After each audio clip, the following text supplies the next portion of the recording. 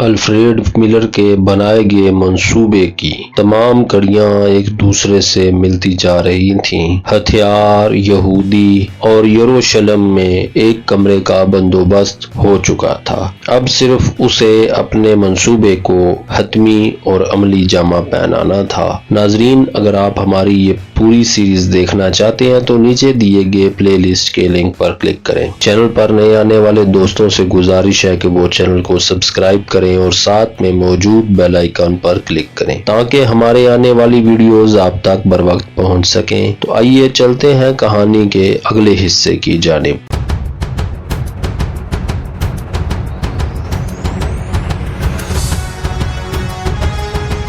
Mossad head quarter کی نامی منزل پر یہ افواہ پھیل چکی تھی کہ سوئٹزرلینڈ سے واپسی پر بڑے میاں کو کچھ ہو گیا ہے۔ وہ دن کا زیادہ وقت اپنے دفتر کے کمرے میں رہ کر گزارتا، کسی کو اس کے کمرے میں جانے کی اجازت نہیں تھی۔ اس نے نہ صرف ملاقات کے لیے آنے والوں سے ملنے سے انکار کر دیا تھا بلکہ وہ کوئی ٹیلی فون کال بھی ریسیو نہیں کر رہا تھا۔ اس کی سیکرٹری نورا 5ویں منزل سے جو لنچ ٹرے لے کر گئی تھی وہ بھی اسے جوں کی توں لوٹا دی گئی تھی۔ نورا نے جرمیاہ کے بہت قریب 2-3 افسران کو بتایا تھا کہ وہ اپنے سامنے پرانی فائلیں پھیلائے بیٹھا ہے، یا تو وہ ان فائلوں میں کھویا رہتا ہے یا سامنے پروکٹر پر ٹیپ سے چپکائی ہوئی الفریڈ ملر کی تصویر کو گھورتا رہتا ہے۔ کاغذ اس کے پورے دفتر میں بکھرے پڑے تھے، کھڑکیوں کے شٹر بند تھے، روشنی کے لیے صرف ایک ٹیبل لیمپ استعمال کیا جا رہا تھا۔ جرمیاہ کو موساد کا سب سے صاف ستھرا آدمی سمجھا جاتا تھا، لیکن اب شاید اسے صفائی کی پرواہ نہیں رہی تھی۔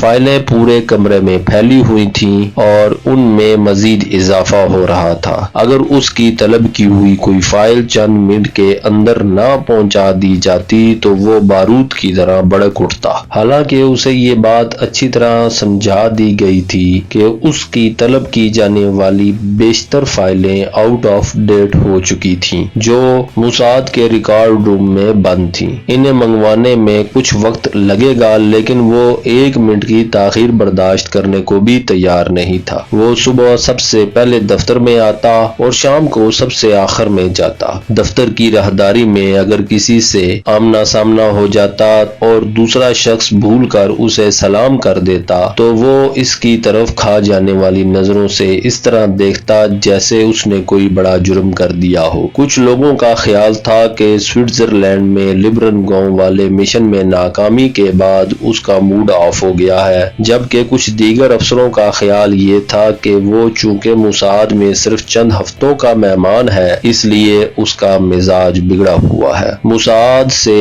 اس کے استعفے کی خبر اب سرکاری حیثیت اختیار کر چکی تھی۔ رافیل اویزر بھی اکڑا پھرتا تھا۔ عام خیال یہی تھا کہ جرمیاہ کے بعد اسی کو موساد کا نیا سربراہ منتخب کیا جائے گا۔ جرمیاہ اور اس کے قریبی افسروں کے درمیان ایک اندیکھا بیریئر حائل ہو چکا تھا۔ اس کا قریب ترین دوست ڈیوڈ راتھ بھی جب اس کے کمرے سے نکلتا تو اس کا منہ بھی لٹکا ہوا ہوتا۔ اویزر کے ساتھ تو اس کے رویے میں بڑی تلخی آ گئی تھی۔ ہینفر بھی اس کے رویے سے محفوظ نہیں رہا تھا۔ اس نے تو جرمیاہ کے کمرے میں جانا بھی چھوڑ دیا تھا۔ اور جرمیاہ تو کیتھی کو بھی بری طرح نظر انداز کر رہا تھا۔ کیتھی جرمیاہ کے حلقے میں اس سے سب سے زیادہ قریب تھی۔ اس کے خیال میں وہ واحد ہستی تھی جو جرمیاہ کی کیفیت کو سمجھ سکتی تھی۔ جرمیاہ نے کولائی شیک کے بارے میں کیتھی کو جو کہانی سنائی تھی وہ جرمیاہ کی اس کیفیت کی ذمہ دار تھی۔ کیتھی کے خیال میں جرمیاہ عنقریب کسی غیر معمولی واقعے کے رونما ہونے کا منتظر تھا۔ یہ محض کیتھی کا اندازہ تھا، لیکن ماضی میں جرمیاہ کے بارے میں اس کے اندازے بہت کم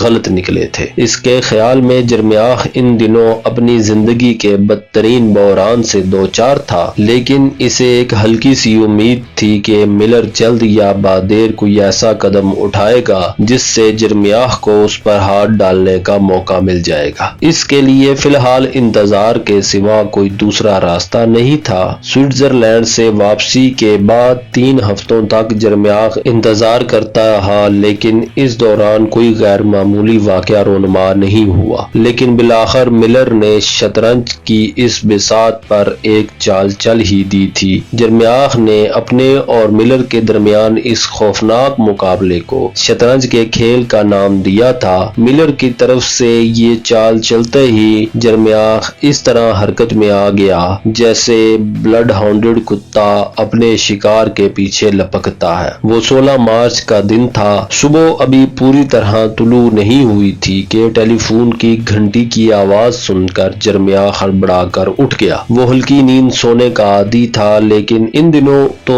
اس کی نیندیں ویسی ہی اڑی ہوئی تھیں۔ فون کی پہلی گھنٹی کی آواز کے ساتھ ہی وہ آنکھیں کھول کر پوری طرح حواس میں آ چکا تھا۔ دوسرے ہی لمحے فون کا ریسیور اس کے کان سے لگا ہوا تھا۔ جرمیاخ ریسیور پر ڈیوٹی آفیسر کی آواز سنائی دی۔ ابھی ڈنمارک سے اطلاع ملی ہے کہ ایک ڈچ نوجوان KLM کی فلائٹ سے آج صبح یہاں پہنچ رہا ہے۔ اسے کئی مرتبہ الفتح کے مقامی برانچ کے آدمیوں کے ساتھ دیکھا جا چکا ہے۔ اس کا نام رک وین ویڈن ہے۔ قد درمیانہ، براؤن رنگت کے بال اور نظر کی اینک لگاتا ہے۔ کمپیوٹر چیکنگ سے یہ انکشاف ہوا ہے کہ وہ کچھ عرصہ لبنان کے الفتح کیمپ میں بھی رہ چکا ہے۔ فروری میں سیدہ کیمپ پر ہمارے چھاپے سے پہلے جو یورپین رضاکار اس کیمپ سے نکل گئے تھے ان میں اس کا نام بھی شامل ہے۔ جرمیاخ کسی مداخلت کے بغیر ڈیوٹی آفیسر کی بات سنتا رہا۔ اس نے جیسے ہی سیدہ کیمپ کا نام سنا